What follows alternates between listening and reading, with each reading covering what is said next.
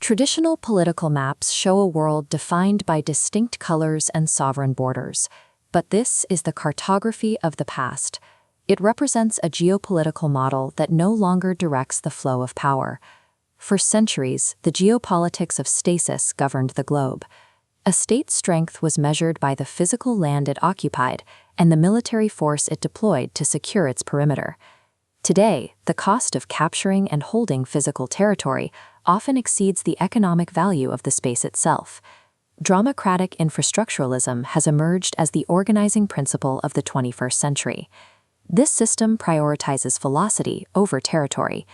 Power in this new order is determined by how quickly matter and data can move across a given point, regardless of who claims the soil.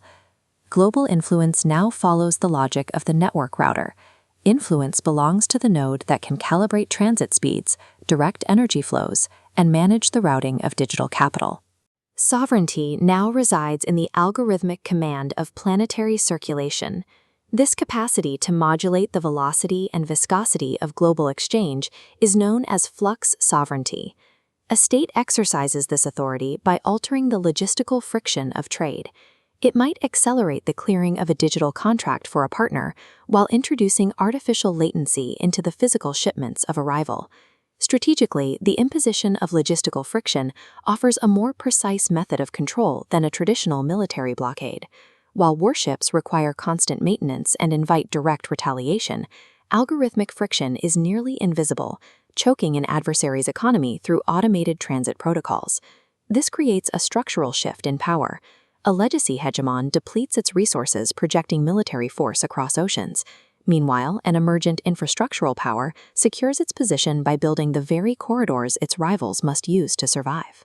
This dominance is achieved through a two-layered architectural transition that spans the physical and the digital.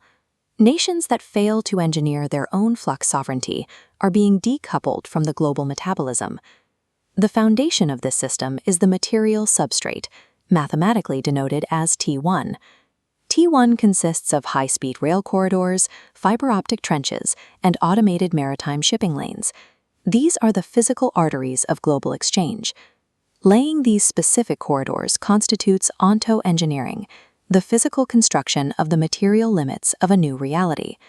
The builder of these routes defines where trade can happen and how fast it can move. China acts as the primary architect of this physical spatio-temporal loom. Through the Belt and Road Initiative, it is building the framework that anchors the global economy. The scale of T1 infrastructure generates immense gravitational pull. It requires the industrial capacity to produce thousands of feisty trains and the steel rails to carry them across entire continents. T1 represents the unmovable mass of the global economy. Within this system, geographic isolation becomes physically impossible. Physical infrastructure is activated by a second interlocking layer, the symbolic digital superstructure, or T2. T2 functions as a programmable nervous system. It comprises algorithmic clearing mechanisms, sovereign digital currencies, and new legal frameworks. Legacy Western systems like SWIFT previously held a monopoly on global finance. This new T2 architecture is designed to bypass these networks, allowing states to operate outside the reach of traditional sanctions. Technologies like the digital yuan enable state-supervised programmability. Transactions are instantly monitored and can be conditionalized based on trade performance, allowing for governance without the need for human diplomacy. Physical capacity and digital liquidity must be quadratically locked together. This synthesis creates an inescapable, self-reinforcing geopolitical architecture. This interaction is formalized by the double transjective quadratic model, or delta T squared. Multiplicatively combining the material substrate, T1, and the digital superstructure, T2, generates systemic binding energy, denoted as psi. The stability of the system depends on CE, the total economic cost incurred if a nation exits the network or disrupts the flow of goods. We contrast this with UR, the kinetic utility of sovereign rebellion. This represents the calculated gain of starting a traditional war to secure resources or territory. When the cost of exiting the network exceeds the utility of rebellion, structural dependency replaces military coercion. Geopolitical compliance becomes a function of economic entanglement. In this model, global peace is a strict logistical inevitability. Conflict is suppressed because it is mathematically inefficient. We can see this reprogramming in action by observing specific nations, starting with Iran. Western observers often view Iran as an ideologically driven, militaristic pariah state operating outside the international system. Its modern function, however, is that of a logistical fiduciary. Iran anchors the Afro-Eurasian energy substrate, ensuring the flow of resources to the production core. The Strait of Hormuz is being repurposed into a sovereign monetization node. It acts as a valve, regulating energy flows required for the architect's survival. Transit fees are extracted as a kinetic liquidity premium.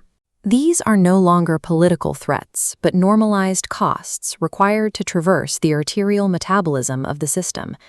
By decentralizing its authority into a distributed logistics network, the state achieves autarkic integration. It secures its own existence by becoming indispensable to global circulation. While the energy node is physical, the digital node is expressed by the Zion Hellenic Crypto Vatican. This entity operates through deterritorialized maritime hubs, detaching authority from specific landmasses and reintegrating it into the digital noosphere. It functions as a global nephostat, an algorithmic cloud stabilizer that acts as the world's economic kidney. By using distributed ledgers like the XRP backchannel, this node filters toxic debt. It converts financial obligations into manageable mathematical variables. In this system, debt clearing is an automated execution of high-frequency code. By converting toxic debt into a manageable mathematical variable, the system eliminates the primary financial triggers for international conflict. When the algorithm maintains solvency across borders, the requirement for a physical military apparatus to enforce trade claims diminishes. Traditional military lobbies lose their operative utility to these peace gradients. Traditional powers react to this shift in different ways. The United States has begun a process of strategic enclosure. The U.S. is withdrawing from its role as the global immune system. It is pursuing metabolic autonomy, internalizing production and energy loops in the Western Hemisphere. The U.S. is transforming into an insulated fortress laboratory, focusing exclusively on refining its internal throughput rather than patrolling global lanes. Europe faces a more difficult transition.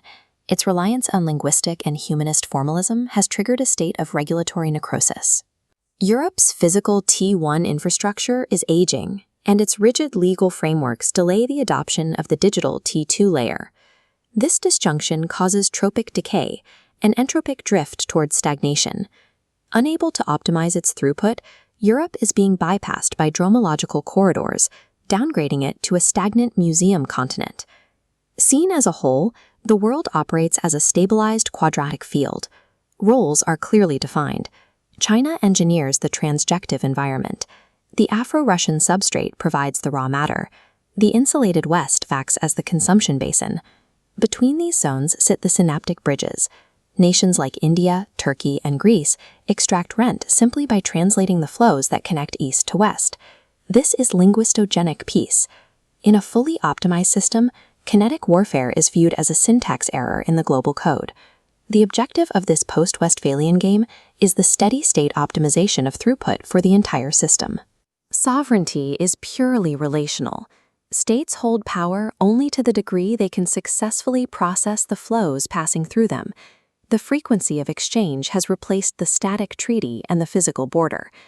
While the old world sought security through territorial defense, the new world survives through logistical perfection. We have entered the era of logistical eschatology. The uninterrupted movement of mass and data is now the highest systemic imperative. Massive throughput networks handle the burden of global stability. They operate with a mathematical precision that makes traditional politics secondary. Conflict is replaced by ceaseless, optimized momentum. In this programmable quadratic civilization, the movement of the container is the highest possible form of power.